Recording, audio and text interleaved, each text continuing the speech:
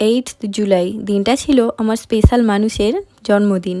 আমাদের ভালো থাকার জন্য যেই মানুষটা সারা বছর কাজ করে চলে, সেই মানুষটার জন্মদিনে একটু স্পেশাল কিছু না করলে তো চলে না। স্পেশাল কিছু বলতে তেমন স্পেশাল কিছু করা হয়নি, আমার তরফ থেকে একটু ছোট্ট করে আয়োজন ছিল। মা বাড়িতে থাকলে সমস্ত কিছু আয়োজন, রান্না বান্না সবকিছুই মাই করতো, কিন্তু মা বাড়িতে ছিল না, সেই জন্য আমরা সন্ধেবেলাতে ছোট্ট করে একটু আয়োজন করেছিলাম। বিকেলবেলায় বেরিয়ে পড়েছিলাম একটু কেক নিয়ে আসার জন্য। সবার প্রথমে মিও আমর থেকে একটা কেক নিয়ে আর বাদ বাকি সেলিব্রেশনের জন্য সমস্ত জিনিস আর একটু ডেকোরেশনের জন্য কয়েকটা বেলুনস নিয়ে এসেছিলাম। আর প্রিয় মানুষটার জন্য একটা ফুলও নিয়েছিলাম, ফুল বলতে গোলাপ, যেটা ছিল রেড কালার। তো যেই মানুষটা আমাকে ফুলের মতো যত্ন করে রাখে, তার জন্য তো একটা ফুল বানতেই হয়।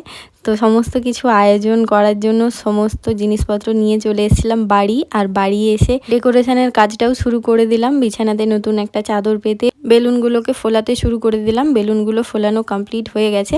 আর দেখো এখানে একটা রেড কালারের বেলুন ছিল, তো আমার ড্রেসের সাথে বেলুনটা একদম ম্যাচ হয়ে গেছে, সেম সেম। বাজার থেকে এসে উনি চলে গেছেন একটু আড্ডা দেওয়ার জন্য, তো সেই ফাঁকেই আমি সমস্ত কিছু রেডি করছিলাম। আর এখানে একটা হ্যাপি বার্থডে লেখা কার্ড মতো ছিল, তো সেটাকে আমি খুলতেই পারছিলাম না। শেষমেশ খোলার পরেও আমি টাঙাতে পারিনি, তো উনি এসেই শেষমেশ টাঙিয়ে